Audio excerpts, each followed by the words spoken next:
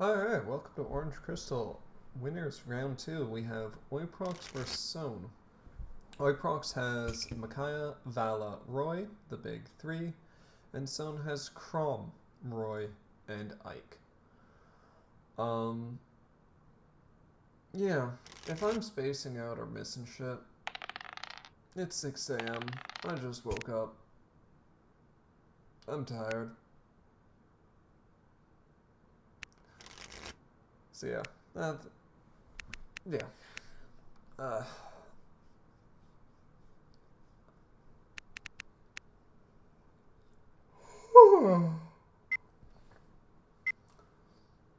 Alright, and we're starting off with Crom versus Micaiah. Um, Generally, I personally think that this is Crom favored unless Micaiah gets Soren up on turn 4. Solely because at that point, Soren can make the Crom go -3 immediately. It's just not like great otherwise because Crom just puts out so much more pressure than Micaiah. Yeah.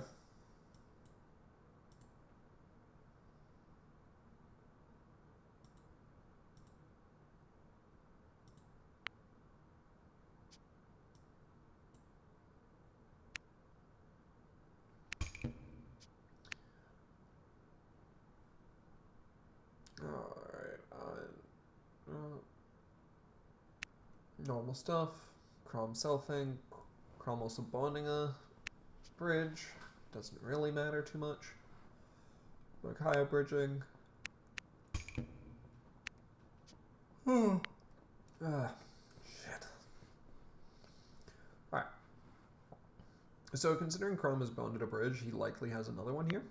Also, bonding an entire Sigurd combo is extremely strange. Just because, well, that is your turn 4 play. And Micaiah's going into Shine, which is never good for them. Also, because Crom did go first, they can't. Micaiah can't even fuck them over by using Soren in the upcoming turn, because they didn't have a cost 1 Soren to class change for this turn. Unless Crom is also missing promo right here. This is very much in his favor at the moment. Granted, things can always happen. But there we go. He promos, but he does not seemingly have the Sigurd.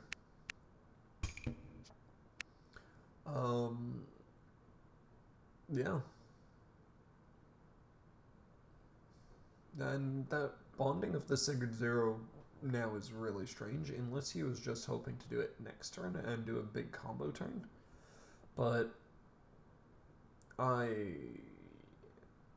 mean, I guess it's alright. It's just not as explosive, and that also allows them to soar in this turn and start being a pain in the ass. Because that'll stop half of Crom's value generation just by deploying Soren. And there it is.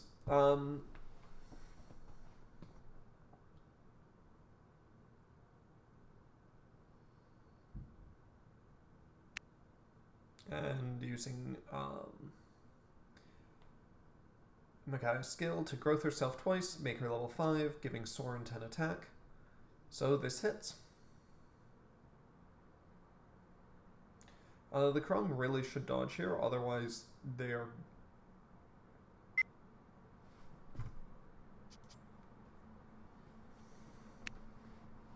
but they cannot, so seemingly they are... they don't have dodges, weirdly. Critting with main promo. Okay, so they might be using Shine on purpose to be more aggressive. To really pressure the Crom. And the Soren is definitely going to go get the opponent to go to get Sohn to go -2, probably. Just from the class change here won't draw anything. Draw at the start of turn, the class change at the start of turn. Okay, so they're gonna class change Robin to blow up the Soren. Um,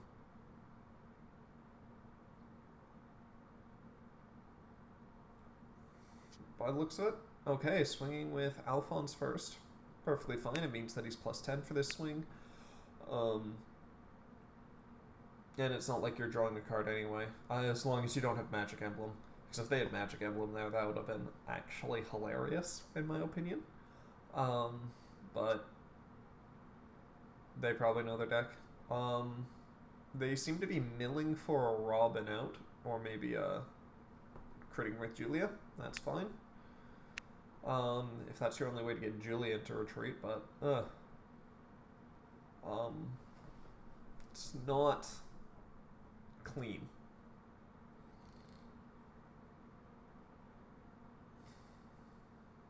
Because as soon as Julia hits the board, you would be fine.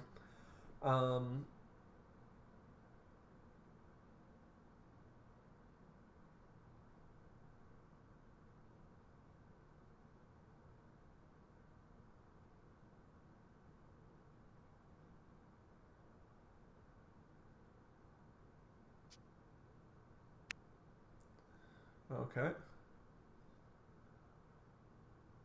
Class changing Julia, then using her skill to immediately refresh bonds.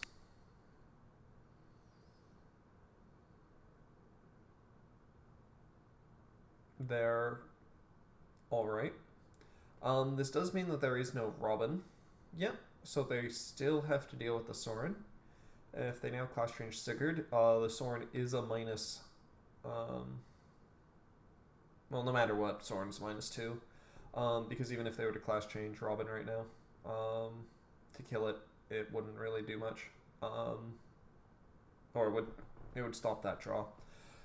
So Soren's a -2 so far, stopping the Crom draw and the start of turn draw. They're getting the defensive buff from Crom. So yeah, they must be out of dodges here. Would have liked to see Oiprocs take that orb just to be more aggressive. But it's alright. Now they're class changing the Robin to blow up that. Technically a little late, but it gets the job done.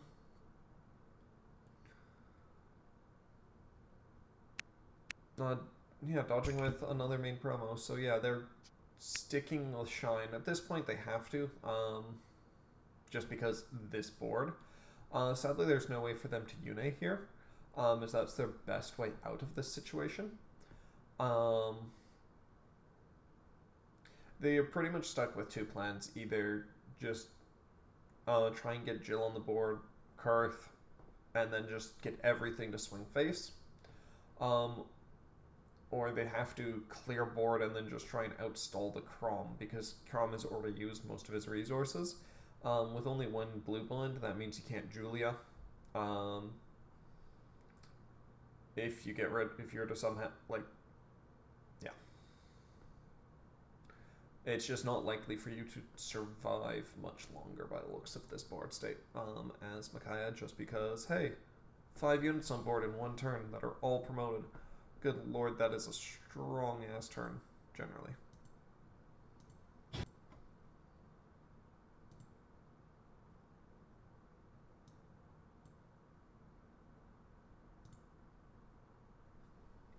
Alright. Soren 1 and Kurth Naga. Those are decent options.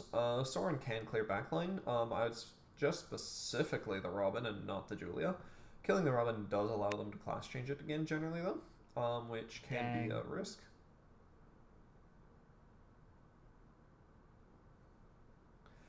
Sohn, I don't think they actually forgot about the Alphonse. I think they're going to be swinging backline with that Soren. It's a little presumptuous to assume that they forgot it when it's in the front line.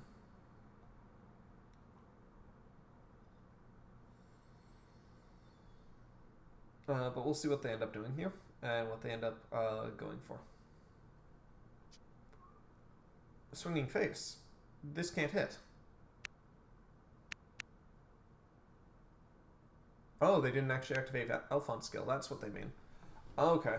Sohn fucked up.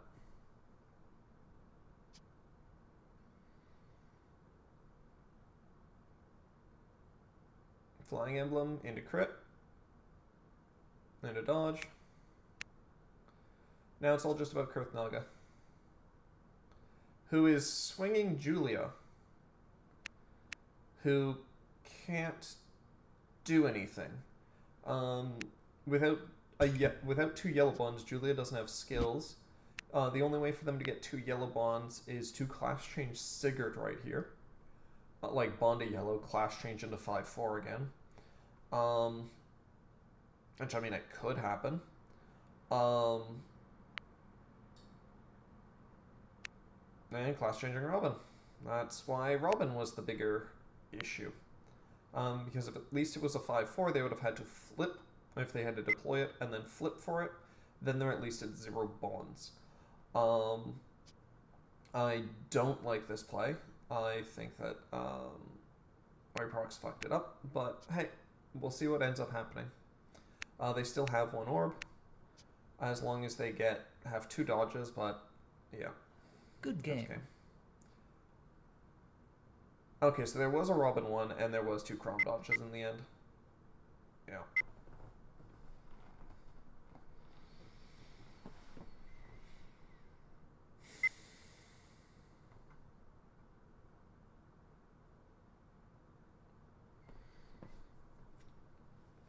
So yeah, even if they were to have killed Robin, they could have just dodged with it as well.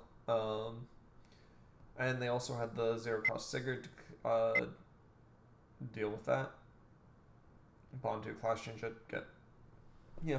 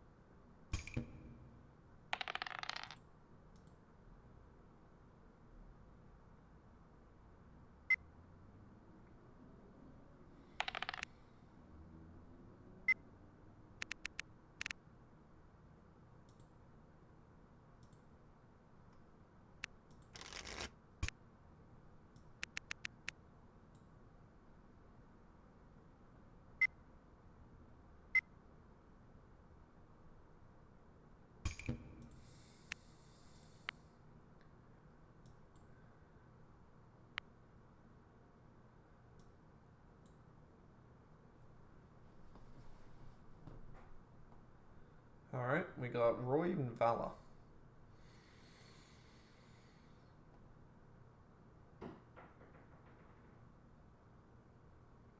Alright. And, well, that's a double self. And they taking the hit. That means Roy gets to stack. Alrighty, this is not looking good for Oiprocs at all. This doesn't hit, but they get to Keat.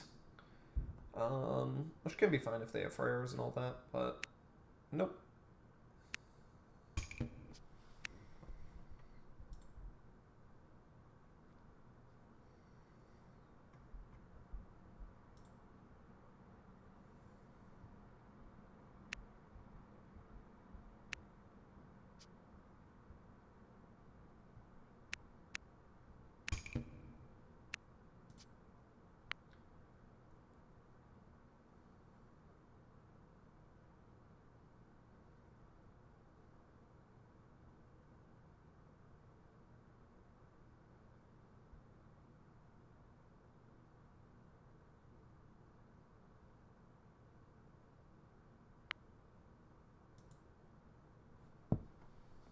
Alright.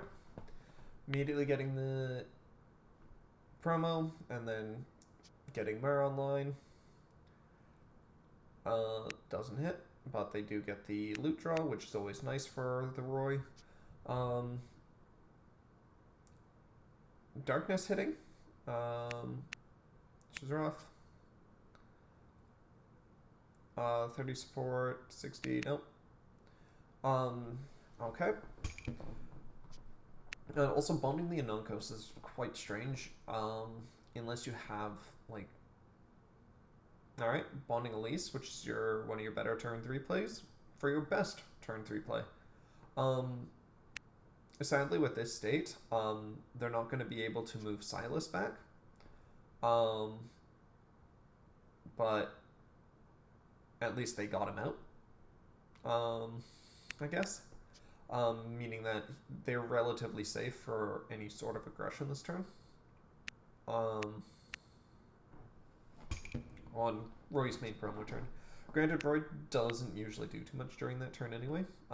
He's usually way too reliant on Canos to really be able to do anything on most turn 4s.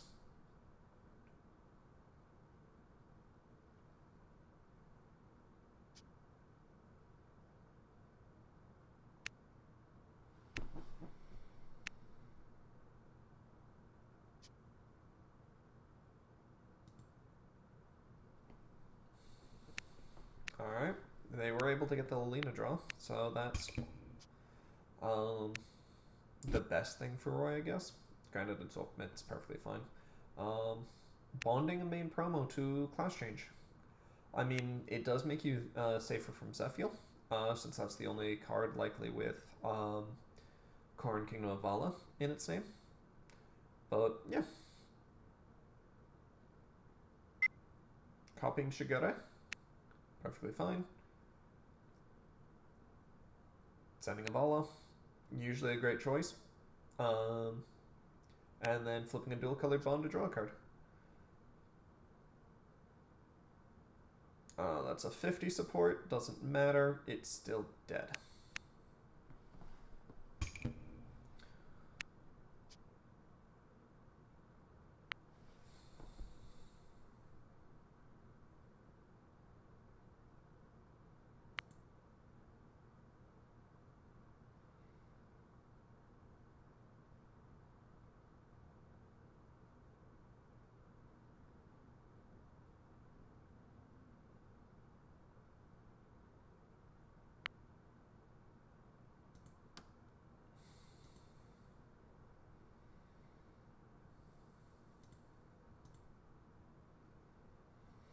Alright. And, alright. That is probably one of Roy's strongest turn 4s. And immediately stacking Darkness and Lilina. I think they should have kept that Ray stack and swing with Canos using the Ray support, if that's what they were going for. But then they've also stacked something on top of it. So let's see what the mystery support is. Loot. Doesn't hit. And now they have the Canos support up next. No, Lilina. Okay, so they're trying to draw the Canos, and now they don't. And Canos is 80, but he was guaranteed to self. That's why you should have used it. That's... Yep, Sohn, and you chose that ordering. You rigged that for yourself. So an easier way of doing that would have been to get Roy to stack, then Canos to stack, and then swing. This pretty much just means you use Myrrh as a way to burn the Canos self if it's guaranteed. Which, hey, it was guaranteed right there. What? Okay, there we go. Okay, so using a 0, who blows up all Manicheets and causes your opponents to discard. Zephyl. Okay, that is a very good card to keep around, so... yeah.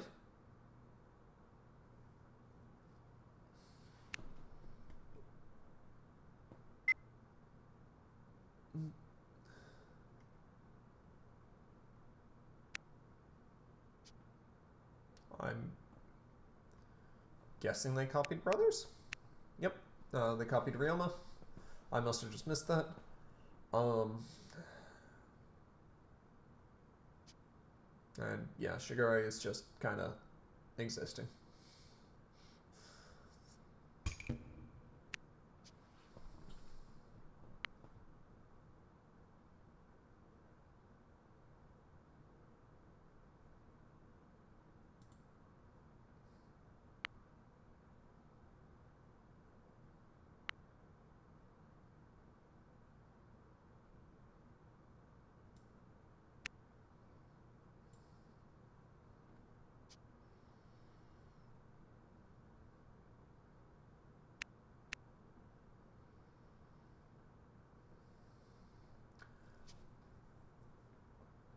Alright.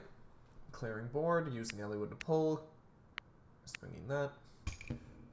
Does make Eliwood the main target here, obviously. Usually perfectly fine.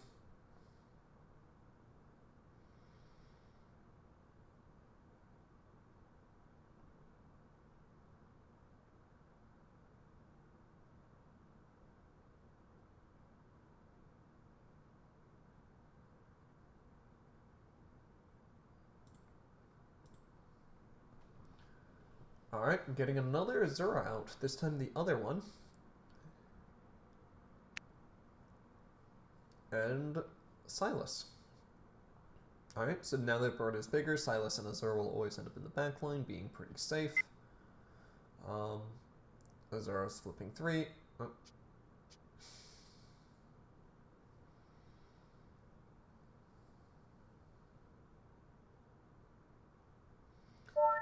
Oh, an Uncos. Lovely. Ryoma. Another good one. And Corrin 3-2. Alright.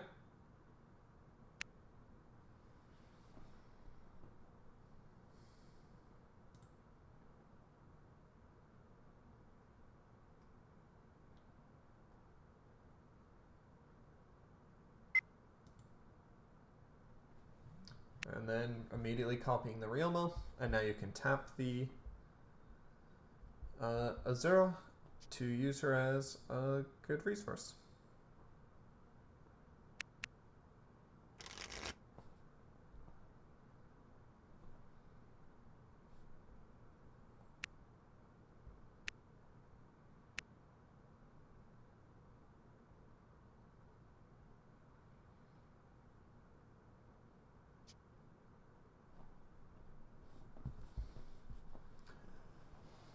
And this do be a nice board.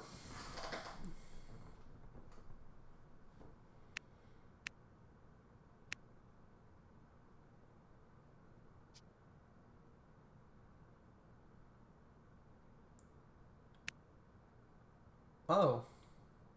They brothersed out Corrin Male to buff him with Silas.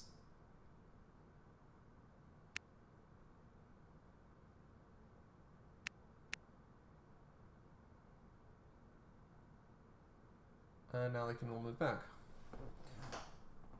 Okay, I must have missed the copying, Corrin copying themselves a bunch. Ryoma in the front is obviously just there as bait, so it gets hit instead of Corrin.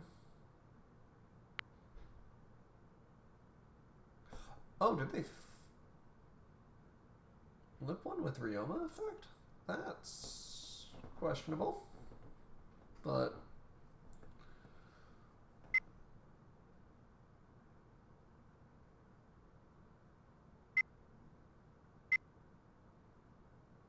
yeah, I think you did too, buddy. That's the only reason why Corrin Vala would be that buffed up.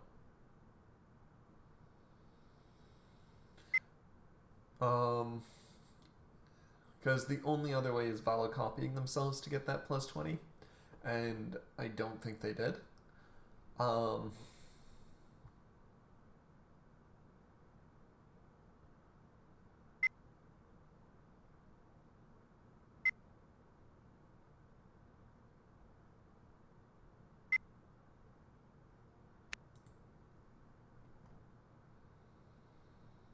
There we go. So yeah.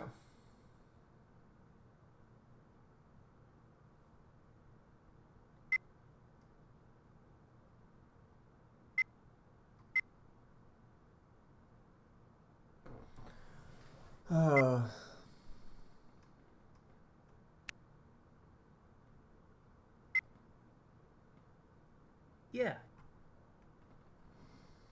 Okay, so it didn't actually matter in the end. Oh, that's a pain in the ass. Ugh.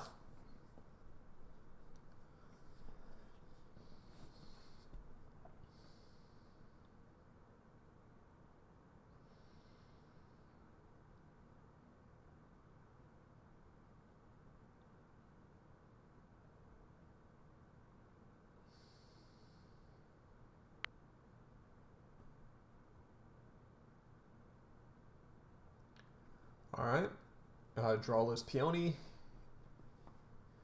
into Eliwood and Myrrh. So they do have the ability to buff up Eliwood so they can pull anything. Which, yep, Silas is the main target. I would have personally got Roy to swing first into Silas, just so that you'd find out if you actually needed to do this. Well, hey, turns out they kind of did because this attack wouldn't have hit otherwise. I just think that it's a misordering. Alright, stacking. They stacked for Myrrh's attack. Unless they had a Myrrh crit, that was a stupid choice. Just because Myrrh is not likely to hit. Also, this attack was almost never hitting. Trying to get rid of the Azura or the Corrin Mail would have been a better choice there, just because that plus 20 means you're only going to hit on a self, and they're not going to self. Roy has range, you should probably use it.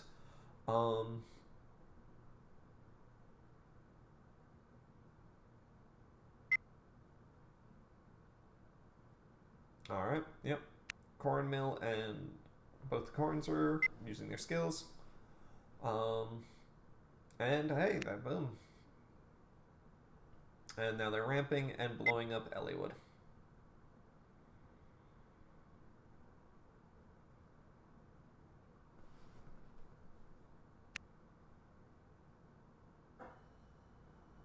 Wait, what?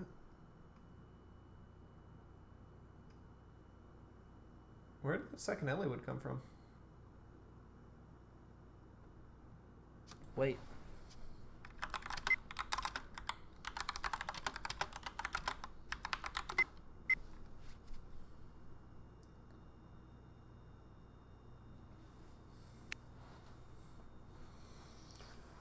Alright. I mean, personally, I think that these are the two weakest players left in the event. And apparently small little mistakes like this is actually starting to show that as somewhat true, which is... Ugh.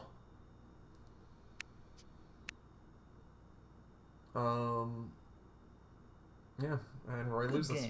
Good game. Granted, Roy was never in a great spot there. It's just, yeah. The Roy was definitely playing a lot fucking worse, in my opinion, as well, with misordering, and stuff. Roy should never have attack ordering problems, because that's entirely what Roy's skill is you don't have to worry about attack ordering. Alright, we have Rayjake versus Roy.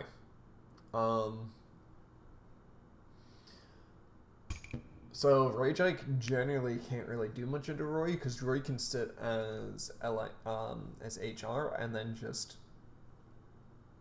be better. Being 80 doesn't really help in any way. Things like Lilina doesn't help in any way. So your main objective is just to get units on the board and keep them around. And well, HR is great at that. Granted, on the other side, if you just promo early and your opponent no promos, you can just win. It's Rayjake. Your objective is to kill early and fast and just keep swinging. So it's in no way a super strong matchup for Roy. It's just, I personally think it's Roy favored just because of HR. I can't remember if set 9 also allows you to push MCs, because if it was Omni move, you could just push the Ike back and just backlane jail him as he slowly kills himself.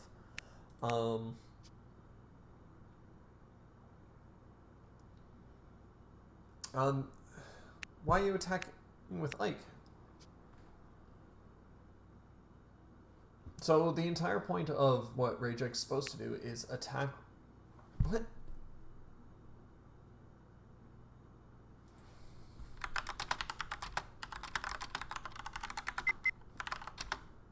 Oh.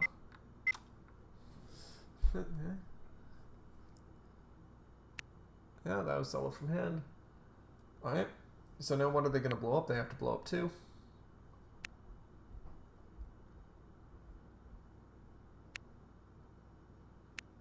And they're taking an arm. Okay.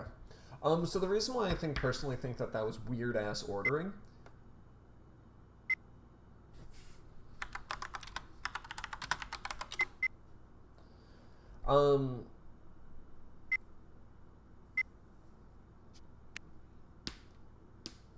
is because in Rage Ike, Ike should only Ike always swings first when he's mad. If he's not mad, he should always swing last. The idea behind this is simple. You want to get the most chance of being Rage Ike by the time it's his turn to attack. So you swing with him last. This also goes well with just so yeah, it was just really weird ordering going Leaf, Ike, Seliph.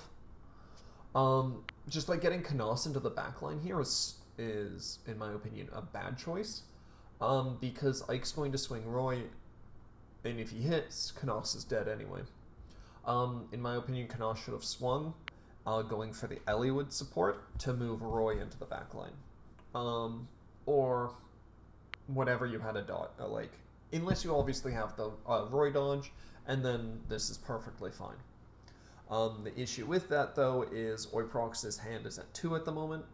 They haven't really taken too many orbs. And this is always an option for them. They can always swing the Mur. And now Canos is dead. And yep, you pretty much always... You take orbs unless it's from Rage Ike's attack, then you don't. I'm going to just assume that they were planning on dodging there, and there's the LIS. So now purple units... Oh, they don't have any other cost ones to deploy, that's fine. Doesn't hit. Ooh, wow. Please don't crit. Actually, you technically could crit, but yeah, please don't. Alright. So, HR's here, which means Rage Ike's skills don't really exist. The issue, on the other hand, is those 2 Larces in bonds are very, very scary.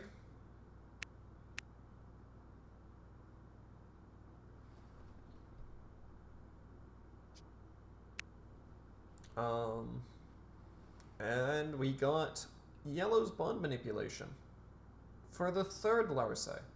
Alright, so I'm expecting both of these Julia and Deirdre's to crit now, because there's really no reason for them not to.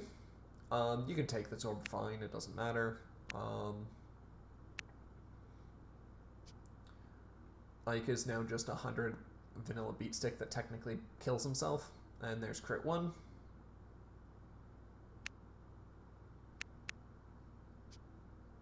And this will be crit 2.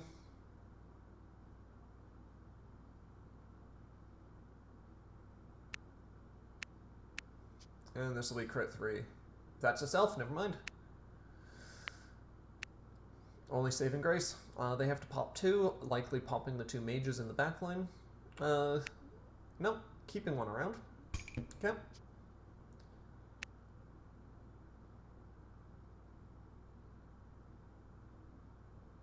Bonding Freyr to deploy Peony. Okay. Peony's good because it gets rid of Julia. But we'll see how many dodges does Oiprocs have, and does he have anything else that can allow him to hit Ike. It would be really funny if he was to Zephiel here. Nope, loot. Technically, loot can hit Ike. And if their hand is not very many Roy dodges, then they probably should. Because they can get Peony to clear Julia, or discarding 3 for loot. Nope, this is Roy skill. Oh no. That is from hand. I think. No, those are supports because they weren't showing up in the chat log. So that is Roy's skill, and there they go. And now they can use loot to toss how many cards? 1, 2, 3, 4. Okay. Roy is running away. Loot is plus 40, so Loot is tied with Ike into a hit.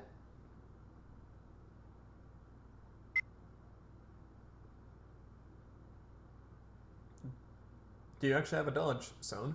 Because that would have been funny if they did Zephyl you and dropped that dodge, and then, well, they could have hit with things. Yeah. Yep, take an orb.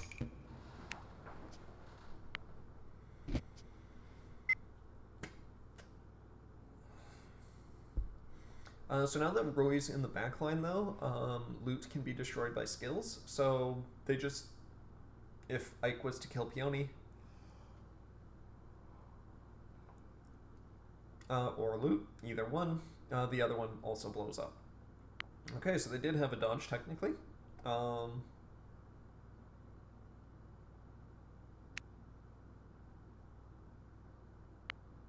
That is a play.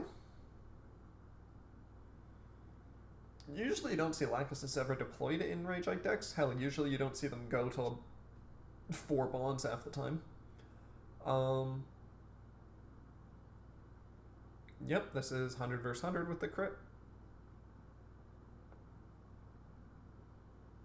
There's the Roy dodge.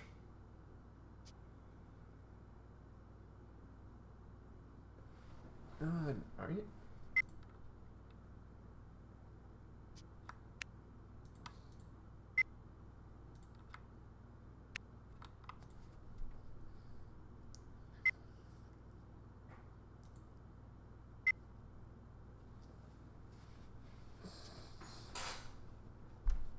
Okay. So that means that the very minimum, and because they'd already, very minimum, they're at least surviving this turn. Ike once again has to blow up 2 things. And now we're at the War of Attrition. What are they blowing up? Taking an orb, and the low cost.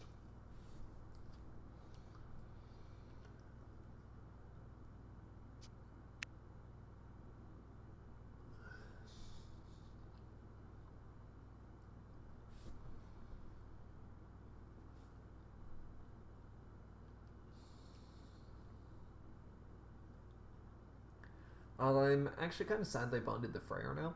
It would have actually been a decent body to hide behind.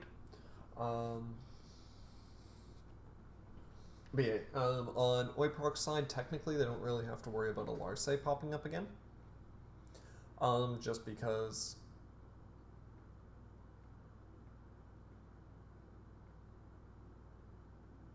Well, yeah.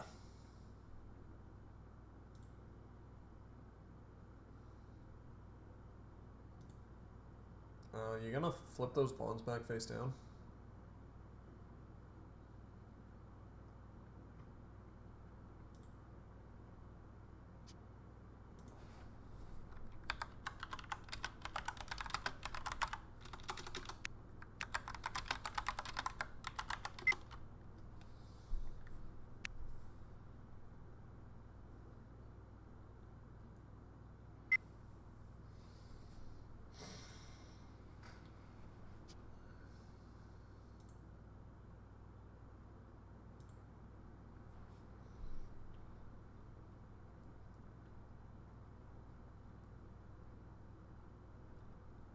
Alright.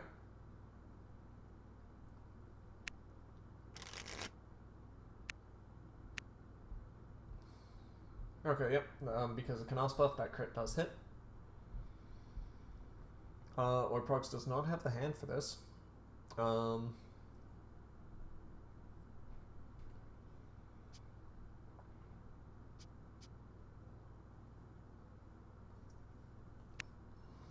Yeah, pretty much have to swing to try and make them mill another Rage Ike to get them to level 3. But 2 are already in retreat that we know of. Or one's in Two of them were in bonds, one of them went to retreat after that. So the chances of a third one happening, sadly, are quite low for the Ike. This is pretty much ideal situation for him. Going up another bond. Alright. So I now have to rely on Shannon and Selif clearing board for the Ike and Lachesis to try and kill Roy.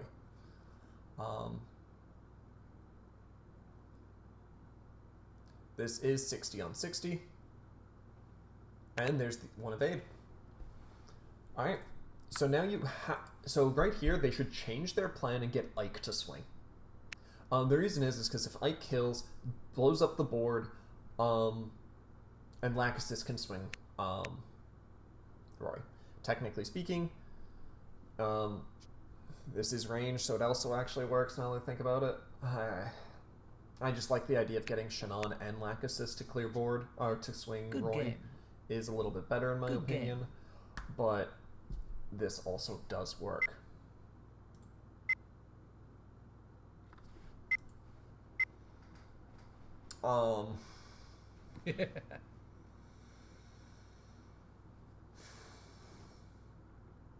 I feel like the Ike made so many misplays on just ordering and that stuff that shouldn't have happened, where the Roy just didn't end up getting Roy dodges. Because I think he legitimately only had one.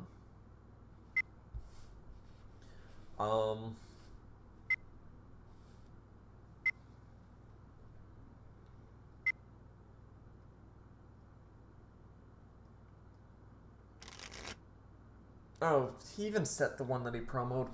Good lord, that was even stupider then, because he could have set another Fate, because I'm pretty sure he had that.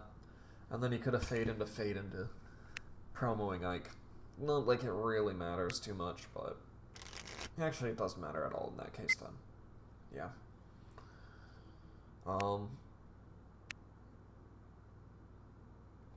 No, because he swung, it was a Fate, and then he couldn't do anything with it, and then...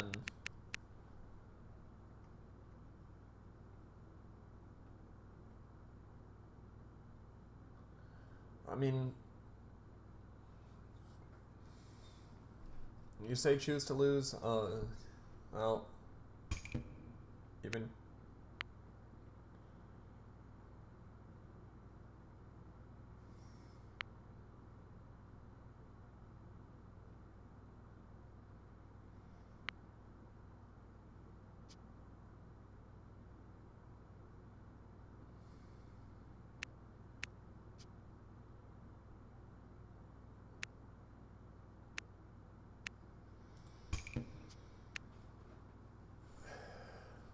Alright. So this time there is no early Keat, and that Canos is going to die.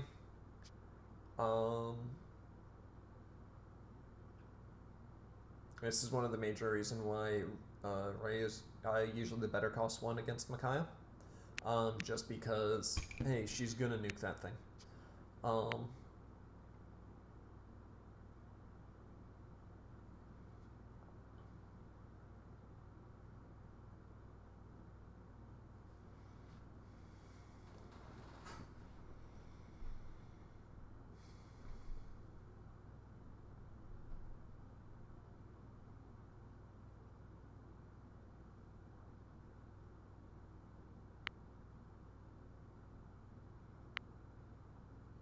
And just into deploying another Canos.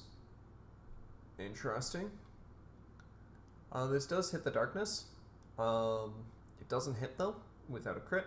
So, we'll see what they end up darknessing. Micaiah dodge.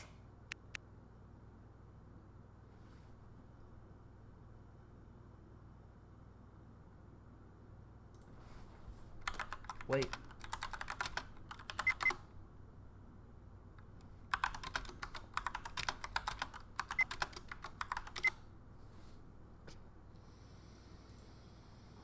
And then we got the Canal Self.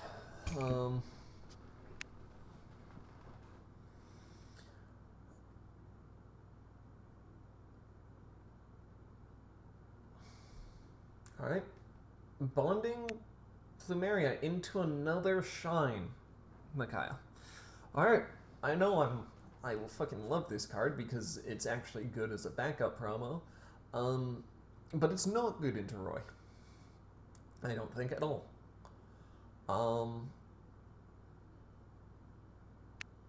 And the fact that you're going into Shine means things aren't going good for you.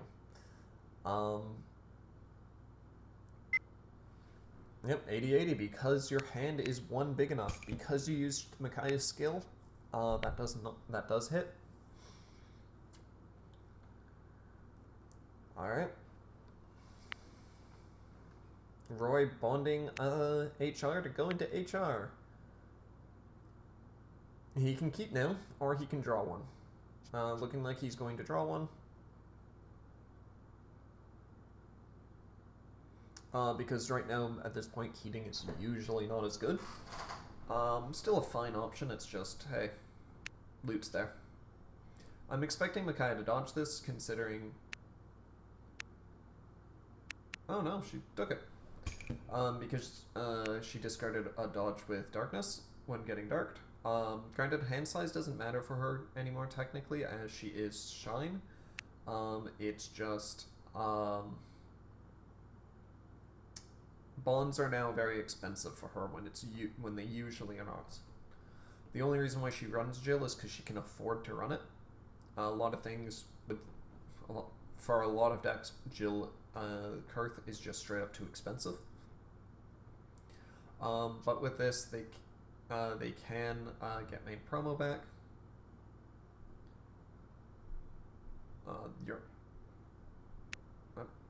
The Shine buff allowing the Jill to hit through a self. Kurth, also always able to hit here. This is technically a benefit of Shine, is that you can be a lot more aggressive, because you just can be.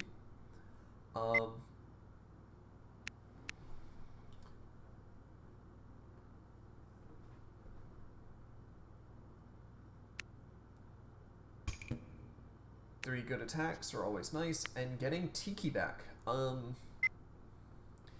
Tiki makes sense as the choice considering their bond situation. If their bonds were in any other, like, if they weren't nearly as this flipped, then Tiki wouldn't make as much sense, but Tiki's great here. On the case of Sohn,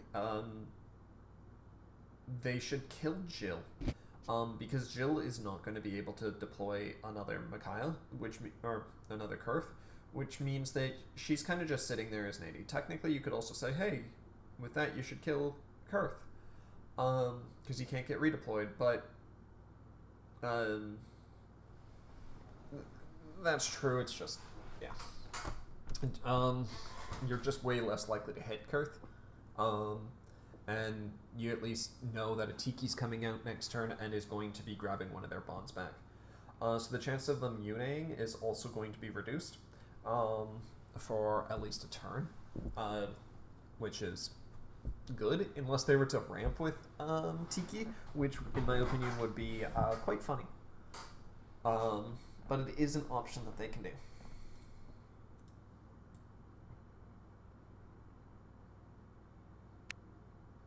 Alright. Class changing Roy into main promo. Perfectly fine option.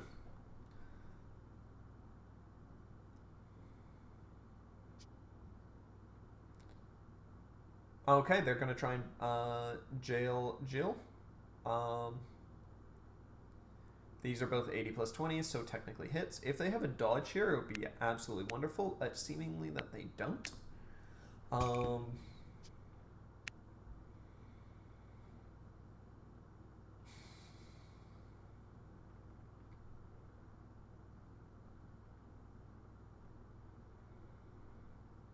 Alright, what do you got, Oiprocs?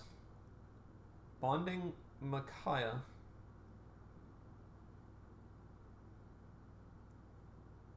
Interesting. I know you have Tiki, so you can get it back, but not the most easy to do thing, technically. Um, and hell, Tiki isn't even a good deploy here because she won't be hitting much. Going into main promo. That's a fine choice. Ideally, you would have a way to minus your hand one, but it seems like you don't. And that's a self. So it does not hit.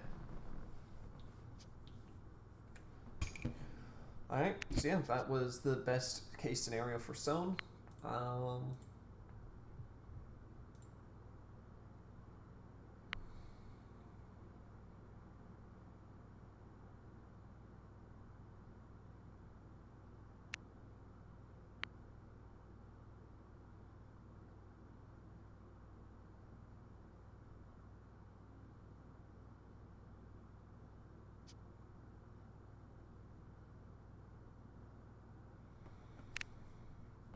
Okay, there goes the attack redirection from Moralibus.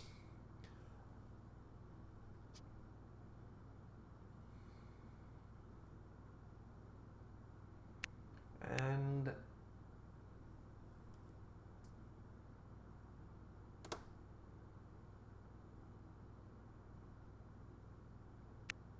getting a kill. With Ray. Alright, Roy's turn is up to kill Jill. Once, yep. And now they dodge, and now, wait.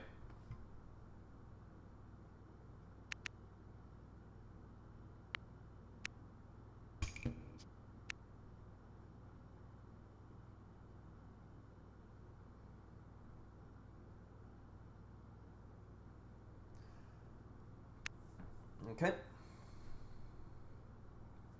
They can Jirth here. They still have the Tiki in the back to grab that Micaiah dodge when they want it.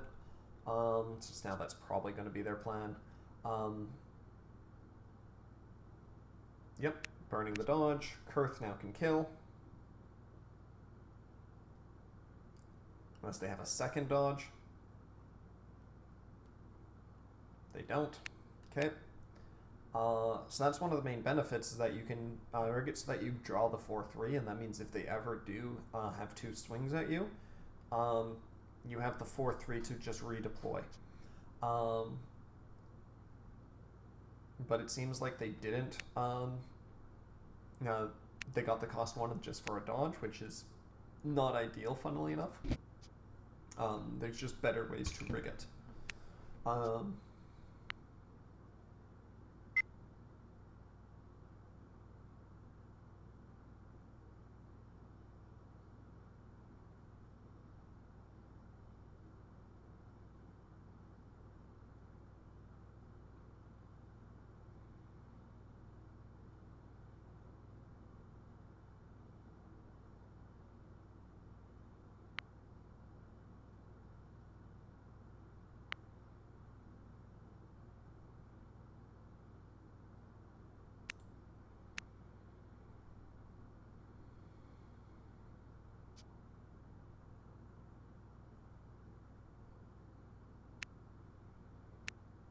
And they did have the second cast to just redeploy, so yeah, perfectly fine to let him die. Granted, at that point they should have dodged, because if you have two dodges, you can dodge both swings, and then he's just sticking around and you don't have to worry about redeploying, which means they likely top-decked the Knas. So, getting lucky, so to speak. And that's a self.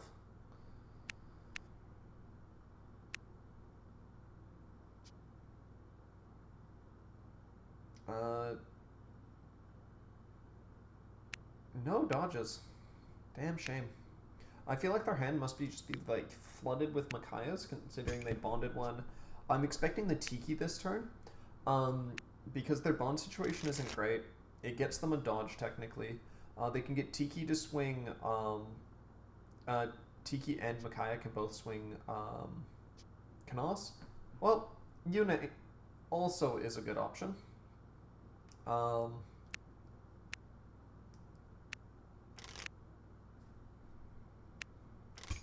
And also, but the issue with that one is that their deck is quite small at the moment, so there's a good chance they just redraw into the Knos. But judging by the fact it wasn't insta-played, that didn't happen. Or because bonding at this point should not be too hard with 7 cards in hand. The real question is, when is Zephiel going to start showing up? Moralibus has been dead for a while, and they weirdly prioritized it as early as they could, likely for Darkness Emblems. But that also means that they should start aiming for this guy.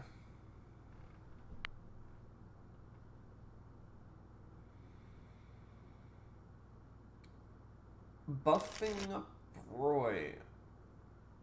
Okay, I mean, it works. Ripping out the Tiki. Okay, that's obviously not a kill, so it's not the best option, but it ain't a bad one at all.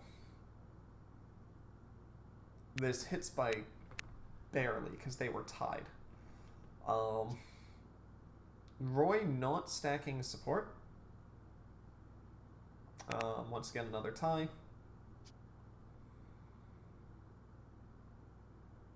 This does not hit. Yep. Will the Roy remember to stack? Nope, they are raying.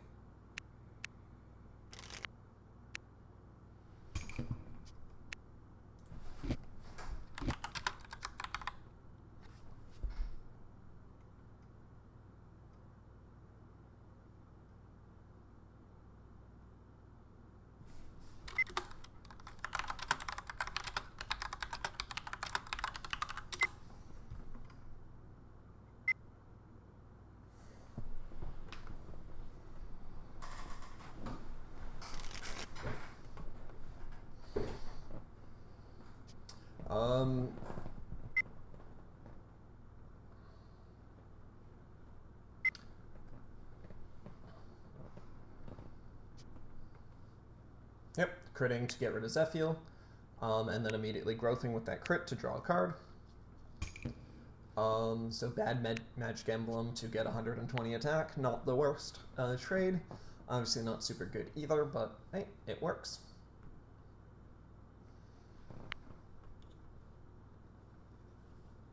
And there's the Knos back. Lovely.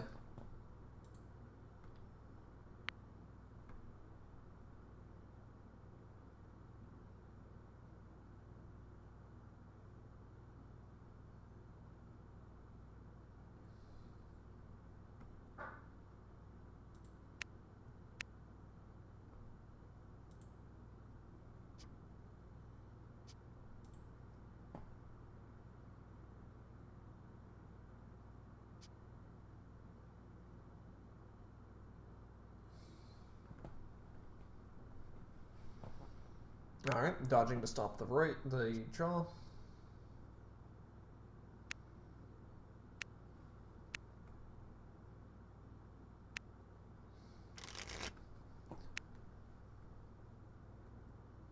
Now this Ray can't really do much unless Makai was to self. Obviously it can happen, but hey, it didn't.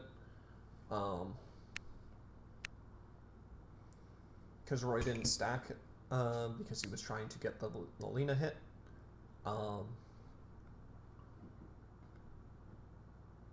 Granted, he could have... Actually, no. Yeah. I was trying to think of a better way to do that, but no, there wasn't one. Alright, this is a very good play for Micaiah. Gets all of her pieces that she wants on board. Hand is small enough so that Jill can draw another one. They just need to deal with the Knos.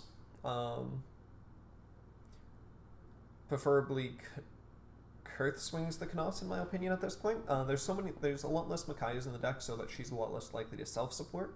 That usually early on, Micaiah is not the most consistent swinger into something like Roy.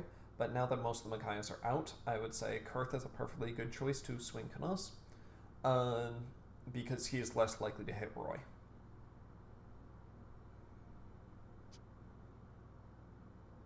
And we got Mage Emblem. Getting rid of a Sohn 1 cost. No matter what the other card in hand is, that seems like a great trade. They should have probably swung with Jill earlier. My suggestion would have been Kurth swing, Jill swing, Micaiah swing. Solely because it would have made them less likely to dodge, as they wouldn't have had that orb. Not the worst thing to do in slightly different ordering, but it is a thing. Chances are Sohn here is just debating on if they go for game. Considering there was another Zephiel, they should have just done the Zephiel play. 100%. Bond something, flip 2, Zephiel, rip the card out of hand, Roy and Zephiel swing. Worst case scenario is your opponent has absolutely nothing in hand. But not going with that, it seems. Actually, wait, they couldn't Zephiel because of Plumeria. Right. I'm an idiot.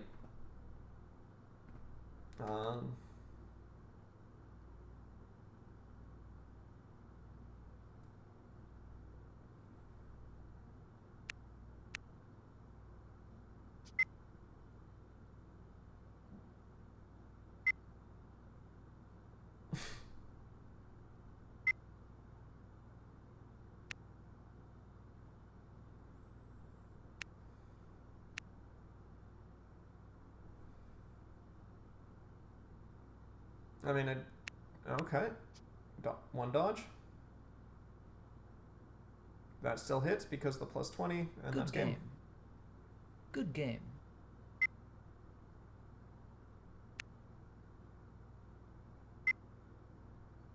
Yep. Tapping moving wouldn't have even mattered in the end Oiprocs because they would have just deployed Canos in the front line. Actually, I guess this gets rid of the face swing, but yeah.